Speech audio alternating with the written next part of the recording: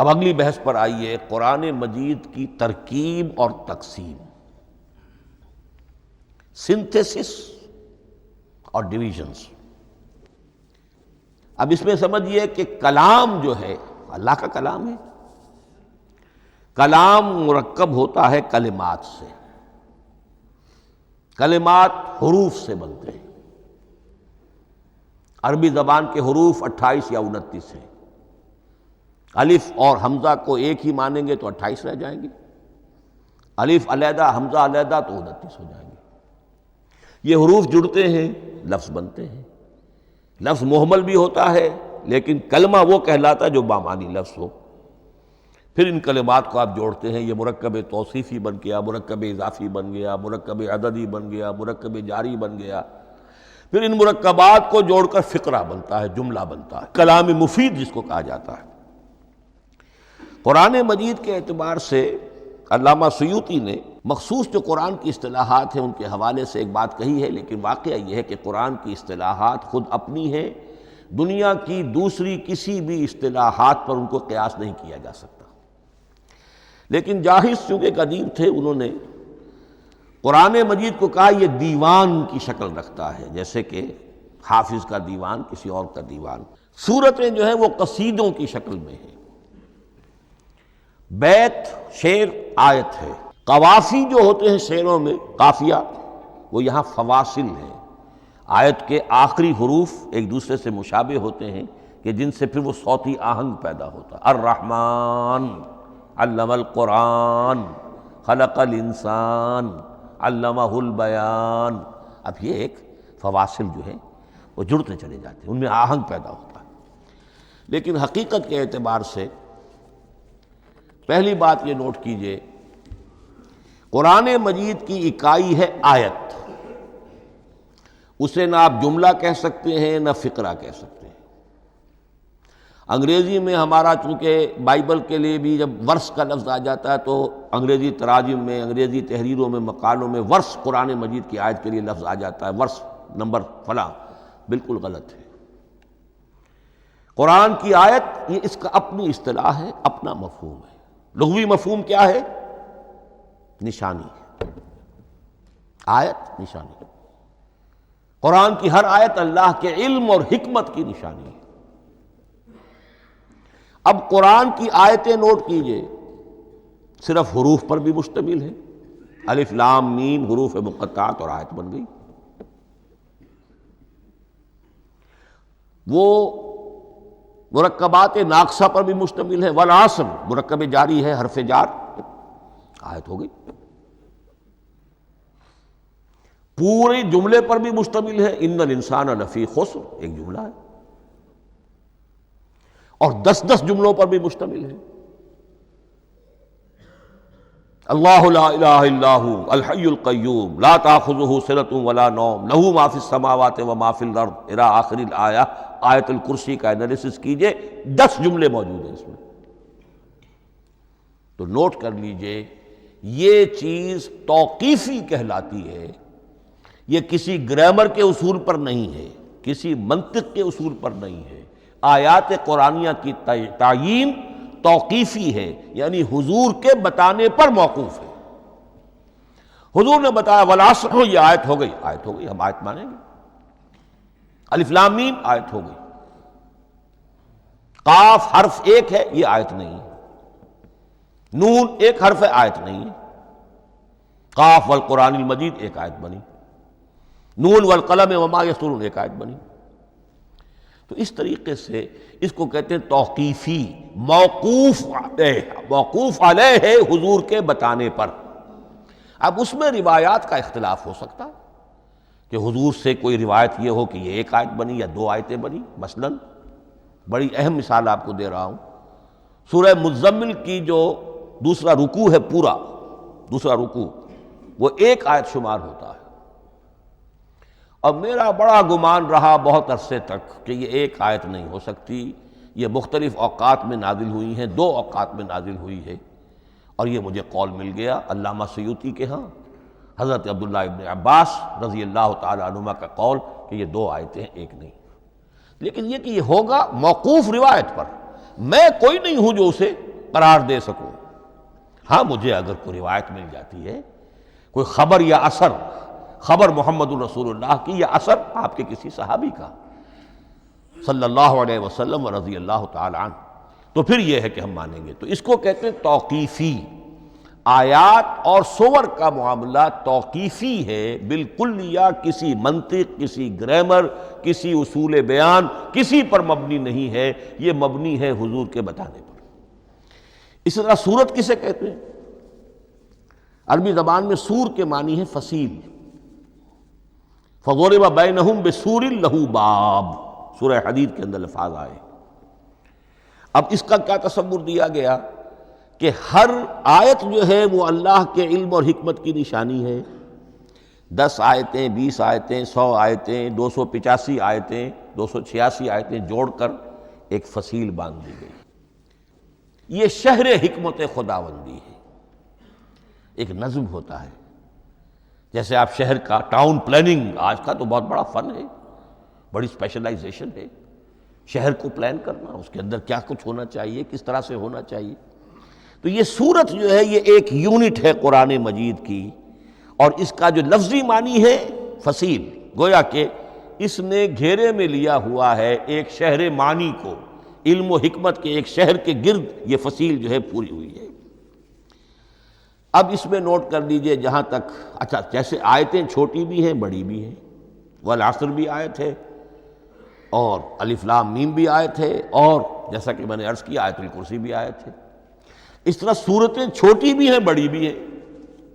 سورۃ العصر 3 آیتیں، سورۃ الکوثر 3 آیتیں، سورۃ النصر 3 آیتیں، 3 ہی صورتیں 3 آیتوں پر مشتمل ہیں۔ 3 سے کم پر کوئی نہیں، 2 آیات کی کوئی صورت نہیں ہے۔ لیکن آگے آپ چلتے جائیے، اس کی بڑی سے بڑی تعداد سورہ بقرہ جو ہے سب سے بڑی ہے۔ تو آیت اور سورت کے علاوہ دور صحابہ میں صرف ایک لفظ اور تھا قرآن کی تقسیم کے ضمن میں، اور وہ تھا منزل یا حزب۔ منزل یا حزب 7 منزلوں میں یا 7 احزاب میں قرآن کو تقسیم کیا گیا، تاکہ جو شخص قرآن مجید ایک ہفتے میں ختم کرنا چاہے، ہر شب میں، اکثر و بیشتر وہ لوگ رات کو ہی رات کی نماز میں قرآن پڑھتے تھے، ایک منزل پڑھ لے تو ہفتے میں پورا قرآن ختم ہو جائے گا۔ یہ حزب بھی ہے اور منزل بھی ہے، اور یہ چونکہ دور صحابہ میں تھا، یقیناً حضور نے بتایا ہوگا، اس میں آپ کو عجیب حسن نظر آئے گا۔ اس میں یہ نہیں کیا گیا کہ بالکل برابر برابر ساتھ کر دو بھائی، چاہے صورتیں ٹوٹ جائیں، صورتوں کی فصیل کوئی نہیں ٹوٹتی، اس میں صورتیں مکمل جو کہ تو آئیں گی۔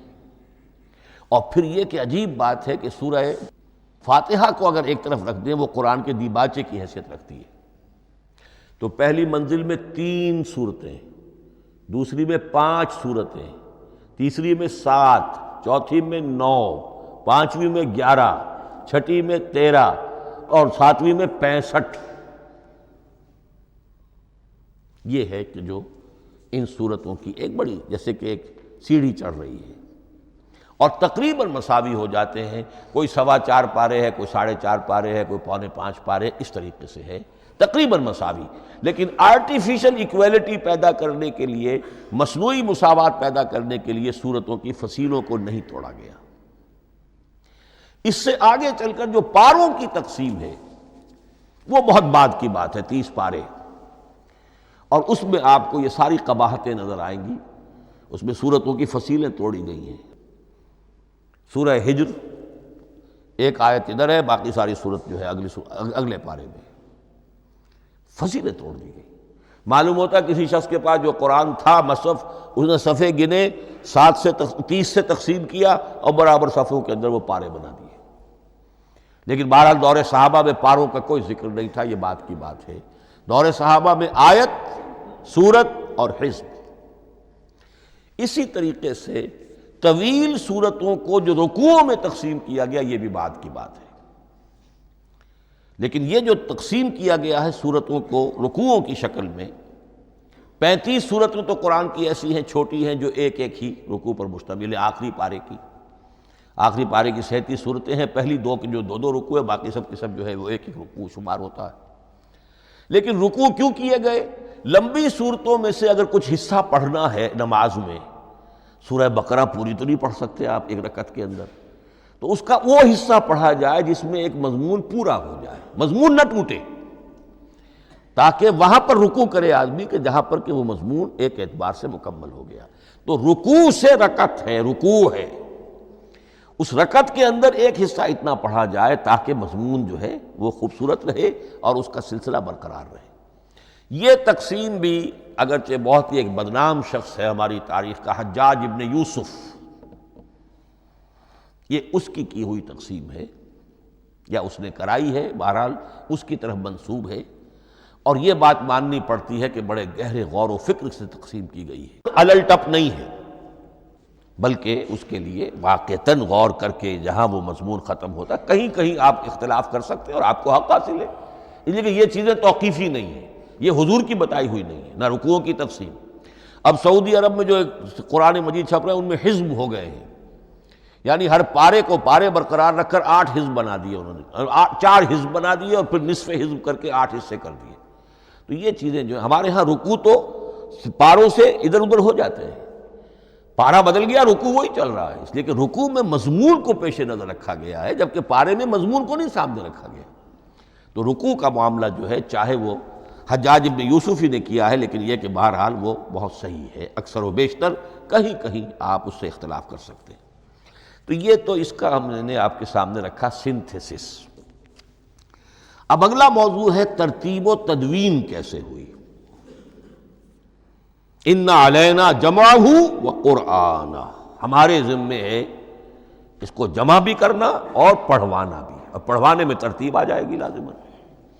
لیکن یہ کہ ایک بات تو اس میں بالکل متفق علیہ ہے جس میں کسی شک و شبے کی گنجائش نہیں، قرآن کی ترتیب نزولی اور تھی، ترتیب مصحف اور ہے۔ ترتیب مصحف میں سورہ فاتحہ کے بعد سورہ بقرہ ہے، سورہ بقرہ نازل ہوئی ہے مدنی دور میں جا کر، پھر سورہ آل عمران ہے وہ بھی مدنی ہے، سورہ نساء ہے وہ مدنی ہے، سورہ مائدہ ہے وہ مدنی، پھر آئی ہے سورہ انفال اور سورہ توبہ۔ یہ سورہ انفال تو مدنی نہیں، سورہ انعام اور سورہ اعراف یہ ہے کہ جو مکیات ہیں، یہ کہ بھی مکی دور کی بھی آخری زمانے کی ہے۔ ابتدائی جو مکی صورتیں وہ سب سے آخری حصے میں ہیں، 29واں پارہ اور 30واں پارہ۔ تو ترتیب نزولی اور تھی، ترتیب مصحف اور ہے، اس میں تو کسی شک و شبے کی گنجائش نہیں۔ لیکن ہمارے ہاں اہل تشیع نے اس چیز کو بہت اچھالا ہے۔ ان میں سے بعض گروہ ایسے ہیں جن کا کہنا یہ ہے کہ اصل قرآن جو ہے وہ ترتیب نزولی کے مطابق تھا، یہ ترتیب تو عثمان نے کر دی رضی اللہ تعالی عنہ۔ حضرت علی کے پاس اصل قرآن جو ترتیب نزولی کے مطابق تھا موجود تھا، اور اب بھی ان کے خیال میں جو ان کے امام غائب جو ہیں چھپے ہوئے ہیں غار میں، تو ان کے پاس وہ نسخہ اصل حضرت علی والا موجود ہے، اور جب وہ ظاہر ہوں گے تو اصل قرآن لے کر آئیں گے۔ یہ سارے شیعوں کا قول نہیں ہے، لیکن یہ کہ ان میں بہت سے لوگ ہیں کہ جو ان باتوں کو مانتے ہیں۔ جہاں تک اس بات کا تعلق ہے کہ حضرت علی نے ترتیب نزولی پر کوئی مصحف جمع کیا ہو، اس میں کوئی اشکال نہیں ہے، اس لیے کہ علمی طور پر یہ ایک بڑی عمدہ ایکسرسائز بنتی ہے۔ ایک زمانے میں میں بہت کوشش کرتا رہا ترتیب نزولی سے، اس لیے کہ ترتیب نزولی سے سیرت نبوی اخذ ہوتی ہے، پہلے کیا نازل ہوا، پھر کیا نازل ہوا، پھر کیا نازل ہوا۔ در حقیقت اگر آپ ترتیب نزولی سے قرآن مرتب کر دیں تو وہ سیرت النبی بن جائے گی۔ تو اس کو سمجھنے کے لیے ایک زمانے میں نے بڑی محنت کی ہے، لیکن ایک تو یہ کہ وہ یقین سے وہ باتیں ملتی نہیں ہیں، بعض روایات ہیں لیکن یہ کہ پھر بھی آپ یقین سے نہیں کہہ سکتے۔ اکثر و بیشتر قرآن مجید میں لکھا بھی ہوتا ہے، ترتیب کے موٹی موٹی چیزیں معلوم ہیں نزولی ترتیب کی، لیکن یہ ہے کہ یقین کسی بات پر نہیں۔ تو پہلی بات یہ ہے کہ ہمارے نزدیک، اہل سنت کے نزدیک، اصل جو حجت ہے دین میں وہ ترتیب مصحف ہے۔ یہی ترتیب جو اس وقت مصحف عثمان کی ہے رضی اللہ تعالی عنہ، یہی ترتیب ہے لوح محفوظ کی، یہی ترتیب ہے ام الکتاب میں، یہی ترتیب ہے کتاب مکنون میں۔ اب اس کے سمجھیے کہ اس کی تدوین کن مراحل میں ہوئی۔ سب سے پہلے اس کے جو مراحل ہیں 3، خود نبی اکرم صلی اللہ علیہ وسلم کے زمانہ مبارک میں جمع اور ترتیب یہ ہو گئی، لیکن کتابی شکل میں نہیں، ما بین الدفتین نہیں۔ حضور نے لوگوں کو پڑھ کر سنایا، اس ترتیب سے سنایا جس ترتیب سے یہ مصحف میں اب موجود ہے، اور ہر رمضان میں حضرت جبرائیل دورہ کرتے تھے حضور کے ساتھ، جتنا کہ قرآن اس وقت تک نازل ہو چکا ہوتا تھا، اور آخری رمضان مبارک آپ کی حیات طیبہ کا جو تھا اس میں 2 مرتبہ پورے قرآن کا دورہ ہوا، تو دورہ قرآن بغیر ترتیب کے تو نہیں ہو سکتا۔ تو یہ ترتیب حضور کی ہوئی ہے، توقیفی ہے، اور حضور ہی نہیں اللہ کی ہوئی ہے۔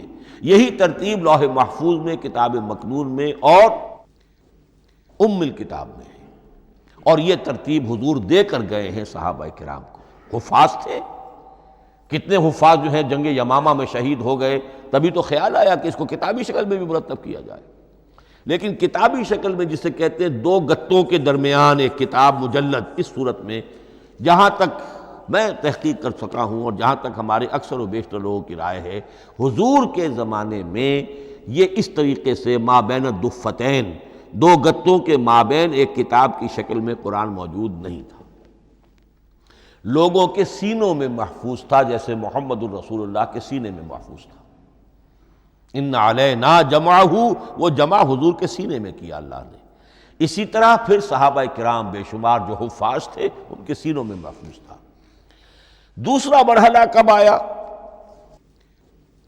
جب حضرت ابوبکر صدیق کے عہد خلافت میں جنگ یمامہ میں بہت سے حفاظ شہید ہو گئے۔ اب ایک تشویش پیدا ہوئی، ایسا نہ ہو کہ قرآن ضائع ہو جائے، لہذا اسے کتابی شکل میں مرتب کر لینا چاہیے۔ اس کے لیے پھر بہت سے صحابہ نے حضرت ابوبکر کو اپروچ کیا کہ جتنے قراء ہیں، جتنے کاتبین وحی ہیں، ان سب کو آپ جمع کیجئے اور جمع کر کے اس قرآن مجید کو ایک کتاب کی شکل میں جمع کر لیں۔ حضرت ابوبکر شروع میں بہت ریلیکٹنٹ رہے، بہت ریلیکٹنٹ رہے۔ ان کا ایک خاص مزاج تھا، اتباع رسول کا جذبہ انتہا درجے کا۔ جو کام حضور نے نہیں کیا میں کیسے کروں؟ اگر تو یہ کام واقعی کرنے کا تھا تو حضور کرتے، میں کیسے کروں؟ لیکن یہ کہ جب صورتحال بہت لوگوں کی طرف سے دباؤ پڑا کہ نہیں یہ کر لینا چاہیے، ان کے سامنے بھی حکمت آ گئی، تو پھر انہوں نے اتفاق کرتے ہوئے جتنے بھی کاتبین وحی تھے ان سب کی ایک کمیٹی بنائی اور ان کو کہا کہ اب اس قرآن کو مرتب کر کے ایک کتابی شکل دے دی جائے۔ وہ کتابی شکل حضرت ابوبکر کے دور میں ہو گئی۔ تیسرا مرحلہ کیا ہے؟ یہ کتابی شکل میں جب قرآن مجید آ گیا، اور شروع میں یہ اجازت تھی کہ ہر قبیلے، ہر علاقے کے لوگ اپنے لہجے میں پڑھ لیں۔ اب پنجابی ہمارا مسلمان جو ہے وہ چاقو کو کاچو کہے گا، تو وہ لکھے ہوئے کو بھی چاقو کو کاچو پڑھ کے نکلے جائے گا۔ تو مختلف لہجوں میں ہونے سے وہ ان کا جو ہے قرآن مجید بدل رہا تھا، کوئی کسی طرح پڑھ رہا ہے، کوئی کسی طرح پڑھ رہا ہے۔ اب اس کی تشویش ہوئی حضرت عثمان کے زمانے میں، جب دور بہت پھیل گیا، اسلام کا دائرہ، دارالاسلام کی وسعت بہت ہو گئی، کہ اس طرح اگر یہ لوگ پڑھیں گے اور اپنے اپنے لہجے کی وجہ سے اب اس لہجے میں شکل بدل بھی جاتی ہے لفظ کی۔ کاچو کو کاف الف چے واو لکھنا شروع کر دیں گے پھر، کہ کاچو سنا ہم نے، تو چاقو تو سنا ہی نہیں۔ تو ایک لفظ ہے چاقو لکھ رہا ہے اور ایک کاچو لکھ رہا ہے، تو چاقو اور کاچو میں فرق ہو گیا۔ لہذا اس وقت پھر جو کام کیا گیا وہ یہ کہ ایک ہی رسم تحریر، رسم کتابت، رسم الخط میں قرآن مجید کے نسخے تیار کیے گئے۔ اصل میں ایک بہت بڑا مغالطہ ہو جاتا ہے ہمارے جمعوں کے خطبوں میں، حضرت عثمان رضی اللہ تعالیٰ عنہ کے نام نامی کے ساتھ وہ قوافی جو ہیں ان کی مناسبت سے جامع آیات القرآن عثمان ابن عفان رضی اللہ تعالیٰ عنہ، غالب علی کل غالب علی ابن ابی طالب رضی اللہ تعالیٰ۔ اب یہ جو جوڑتے ہیں قافیے، تو حضرت عثمان کے نام کے ساتھ یہ قافیہ جوڑ دیا، اس سے لوگوں کو مغالطہ بھی ہوا اور دشمنوں نے ایکسپلائٹ کیا کہ اس کا مطلب یہ ہے کہ قرآن تو جمع ہوا ہے حضرت عثمان کے زمانے میں، اور حضرت عثمان کے زمانے میں اور حضور کے زمانے میں کم و بیش 15 سال کا فصل تو ہو چکا، گویا کہ قرآن مرتب ہی ہوا ہے حضور کے انتقال کے 15 برس بعد۔ پھر حضرت عثمان کی شخصیت کو خاص طور پر جو سبائی فتنہ اٹھا تھا اس نے ایک ڈسپیوٹڈ پرسنالٹی بنا کے رکھ دیا ہے، نہیں معاذ اللہ، کوئی شک نہیں، لیکن یہ کہ ایک فتنہ اٹھا، فتنۃ الکبریٰ، اور حضرت عثمان رضی اللہ تعالیٰ عنہ کو انہوں نے بدنام کیا، لہذا اس کے نام سے اور بٹا لگ گیا، یہ مصحف عثمان ہے۔ یہ ہے اصل میں وہ حماقتیں کہ جو ہوئی ہیں ہم سے، یہ قافیے ملانے کی وجہ سے، حالانکہ حضرت عثمان کی شان جو ہے وہ در حقیقت جامع آیات القرآن نہیں ہے، جامع الامت علی رسم واحد، پوری امت کو ایک رسم الخط پر جمع کرنے والی شخصیت حضرت عثمان کی ہے۔ مثلا اب دیکھیے مالک یوم الدین کس طرح لکھیں گے؟ میم لام اور کاف، میم الف اور لام اور کاف لکھیں گے آپ، یہ غلط ہو جائے گا، میم پر کھڑا زبر ہوگا اور اس کو مالک پڑھیں گے، میم پر اگر کھڑا زبر نہیں ہے پڑا زبر ہے تو ملک پڑھیں گے، اور قراتوں میں یہ دونوں موجود ہے، ملک یوم الدین بھی ہے اور مالک یوم الدین بھی ہے۔ اگر آپ نے میم الف لکھ دیا ایک قرات نکل گئی، اب وہ اس میں آ ہی نہیں سکتی، وہ تو مالک ہی پڑھا جائے گا۔ یہ زیر زبر بھی جو لگے ہیں قرآن مجید میں، یہ بھی حجاج ابن یوسف کے زمانے میں لگے، اس سے پہلے نہیں تھے۔ اور یہ رموز و اوقاف، یہ آیتوں کے نشان اور یہ وقفہ بیچ میں، یہ بھی حجاج ابن یوسف کے زمانے کی چیزیں ہیں، ورنہ عربوں کے لیے تو ان کی اپنی زبان تھی، انہیں ان چیزوں کی ضرورت ہی نہیں تھی۔ آپ کو معلوم ہے پرانے زمانے کے جو منشی ہوتے تھے، انشاء پرداز، وہ جب خط لکھتے تھے تو اس میں نقطے وغیرہ نہیں لگاتے تھے، جس کو خط لکھا جا رہا ہے وہ توہین سمجھے گا کہ شاید مجھے جاہل سمجھا کہ نقطے بھی لگا کے بھیجا جا رہا ہے خط پر، گویا کہ میں تو سمجھ ہی نہیں سکتا بغیر نقطوں کے۔ تو یہ جو ہے پرانے جو شکستہ خطوط لکھے جاتے تھے ان کا یہ انداز تھا، لہذا کوئی نقطے وغیرہ نہیں تھے، یہ بھی بعد میں لگے۔ تو ملک یوم الدین، مالک یوم الدین، اس کی رسم آئے گا میم لام کاف، کھڑا زبر ہے مالک یوم الدین اور ویسے پڑا زبر ہے ملک یوم الدین۔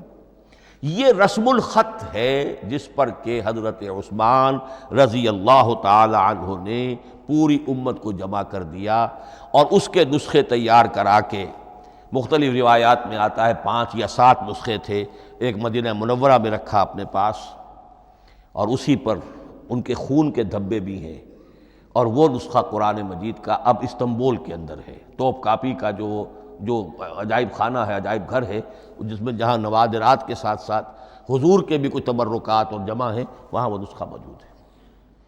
اس میں انگلی جو کٹی تھی حضرت نائلہ جو ان کی اہلیہ تھی، جب وار کیا گیا ہے حضرت عثمان پر، قرآن پڑھ رہے تھے، انہوں نے روکا اپنے ہاتھ سے تو ان کی انگلی کٹی اور اس کے خون کے قطرے جو ہیں وہ مصحف پر آئے۔ تو یہ وہ قرآن، پھر انہوں نے ایک مکہ مکرمہ میں، ایک دمشق میں، ایک کوفے میں، ایک یمن، ایک بحرین، ایک بصرہ، مختلف جگہوں پر وہ آفیشل ورشن قرآن کا صرف رسم الخط اسکرپٹ کے اعتبار سے۔ لیکن اب پھر نوٹ کر لیجئے، قرآن مرتب ہو چکا، مدون ہو چکا دور نبوی میں، لیکن کتابی شکل میں نہیں، سینوں میں محفوظ۔ دور خلافت ابی بکر میں وہ کتابی شکل میں لایا گیا، اور اس کے لیے پھر بحث ہوئی کہ اب اس کا نام کیا رکھا جائے۔ اس کے لیے کئی نام تجویز ہوئے، سفر بھی، انجیل بھی، وغیرہ وغیرہ، لیکن پھر اس کو حضرت عبداللہ ابن مسعود رضی اللہ تعالی عنہ نے اہل حبشہ سے استشہاد کرتے ہوئے مصحف نام رکھا، مصحف۔ یہ مصحف بن گیا حضرت ابو بکر کے زمانے میں، لیکن مصحف کی قرأت کے جو فرق ہو رہے تھے تو وہ لکھنے کے اندر بھی فرق آنا شروع ہو گیا، اس کو دور کیا حضرت عثمان نے، اس کا آفیشل ورشن تیار کروایا، ایک رسم الخط پر پوری امت کو جمع کر دیا، باقی جو نسخے تھے انہیں آپ نے پھر ضائع کر دیا، تاکہ کوئی اور یہ نہ رہے کہ اب یہ بھی ایک تھا پرانا نسخہ نکل آیا، اس میں تو یہ لفظ اس طرح لکھا ہوا ہے۔ تو جامع الامت علی رسم واحد، ایک ہی رسم الخط پر پوری امت کو جمع کرنے والی شخصیت وہ حضرت عثمان کی ہے رضی اللہ تعالی عنہ۔ بہرحال یہ نوٹ کیجئے کہ یہ مرحلہ بھی حضرت عثمان کے زمانے میں، تو یوں سمجھیے کہ حضرت عثمان کا پورا عہد بھی آپ جوڑ لیں تو آپ کی جو شہادت ہے وہ تقریباً یوں سمجھیے کہ حضور کے انتقال کے وہ 25 برس بعد ہے۔ گویا ربع صدی کے اندر اندر حضور کے انتقال کے بعد چوتھائی صدی کے اندر اندر سارے مراحل طے ہو گئے۔ یہی وجہ ہے میں نے شروع میں آپ کو بتایا تھا کہ پوری دنیا یہ مانتی ہے کہ آج جو قرآن مسلمانوں کے پاس ہے یہ ہے وہی جو محمد عربی صلی اللہ علیہ وسلم نے اپنی امت کو دیا تھا۔ یہ دوسری بات ہے کہ ہم سمجھتے ہیں کہ محمد عربی صلی اللہ علیہ وسلم کو یہ اللہ کے کلام کی صورت میں حضرت جبرائیل نے پہنچایا تھا، وہ اس کو نہیں مانتے، لیکن یہ حصہ اس کا ماننے پر مجبور ہیں کہ وہ اصل قرآن اپنی اسی انٹیگریٹی کے ساتھ، اپنے پوری پیور اس کا جو بھی ہے ٹیکسٹ پیور ہے اور اس کی انٹیگریٹی میں کوئی شک و شبے کی گنجائش نہیں ہے کہ یہ وہی شے ہے جو محمد نے اپنی امت کو عطا فرمائی تھی صلی اللہ علیہ وسلم۔ ایک آخری بات چل میرے پاس 3 منٹ ہیں، یہ جو میں نے آپ کو ترتیب بتائی تھی قرآن کی، آیتیں، سورتیں، پھر حزب، اب اس میں ایک شے نوٹ کر لیجئے۔ آیت اللہ تعالیٰ کے علم و حکمت کا ایک نمونہ ہے۔ آیتوں کو جوڑ کر جب سورت بنائی تو آیتوں کے اندر جو ربط ہے، اس ربط آیات سے ایک اور معنی، ایک اور حکمت کا دروازہ کھلتا ہے۔ جیسے موتی ہے، ہر موتی بڑا خوبصورت ہے، لیکن جس ترتیب سے آپ نے پرویا، اس کو دھاگے میں ہار بنایا، اس ترتیب سے اس کا حسن دوبالا ہو جائے گا۔ ہر موتی کا اپنی جگہ پر ایک حسن ہے، لیکن اس ترتیب کی وجہ سے اس کے حسن کا ایک اور پہلو ظاہر ہوگا۔ اسی طرح قرآن مجید کی صورتوں میں ربط آیات بہت اہم ہے۔ ایک مرکزی مضمون ہوتا ہے ہر صورت کا، مرکزی مضمون، عمود، اور اس کے گرد وہ ساری آیتیں اس طریقے سے گھوم رہی ہوتی ہیں، جڑی ہوئی ہوتی ہیں، جیسے کہ ایک دھاگے کے اندر پروئے ہوئے موتی ہوتے ہیں کہ جس کی جو ہار کی شکل اختیار کرتے ہیں۔ دوسری بات یہ، اکثر و بیشتر صورتیں قرآن مجید میں جوڑوں کی شکل میں ہیں۔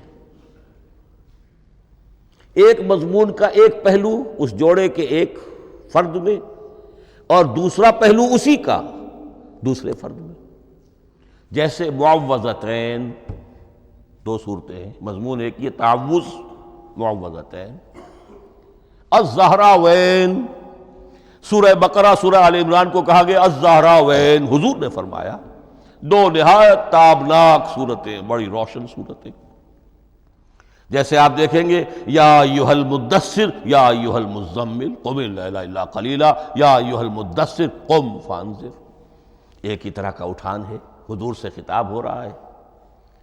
سورۃ الضحیٰ، سورۃ الانشراح، یہ تمام جوڑوں کی شکل میں۔ اسی طرح سورہ طلاق، سورہ تحریم، یا ایھا النبی اذا طلقتم النساء فطلقوہن لعدتہن یا ایھا النبی لم تحرم ما احل اللہ لک تبتغی مرضات ازواجک۔ شوہر اور بیوی کے درمیان تعلق یا تو اتنا گہرا ہو جاتا ہے کہ ایک دوسرے کے لحاظ میں وہ حدود خداوندی ٹوٹنے لگے، بیوی کی وجہ سے آپ نے کسی حرام شے کو حلال کر لیا یا حلال کو حرام کر لیا، بیوی کو ناپسند ہے وہ شے، تو حضور سے ذرا سا یہ ہو گیا تھا معاملہ۔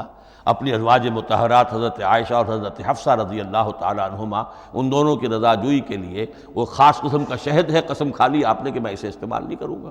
لما تحرم ما احل اللہ لک، اے نبی آپ کیوں حرام کرتے ہیں اپنے اوپر وہ شے جو اللہ نے آپ کے لیے حلال کی ہے؟ تبتغی مرضات ازواجک، اپنی بیویوں کی رضا جوئی میں۔ یہ ایک انتہا ہوئی۔ دوسری انتہا کیا ہے؟ میاں اور بیوی میں اتنا بودھ ہو جائے کہ طلاق تک نوبت آ جائے۔ تو سورۃ التحریم ایک انتہا کو بیان کر رہی ہے، سورہ طلاق اگلی اس کے ساتھ جڑی ہوئی وہ دوسری انتہا کو بیان کر رہی ہے۔ سورہ صف حضور کے مقصد بعثت کو بیان کر رہی ہے، سورہ جمعہ آپ کے طریقہ کار کو بیان کر رہی ہے۔ اس طرح قرآن مجید کی اکثر و بیشتر صورتیں جو ہیں وہ جوڑوں کی شکل میں ہیں۔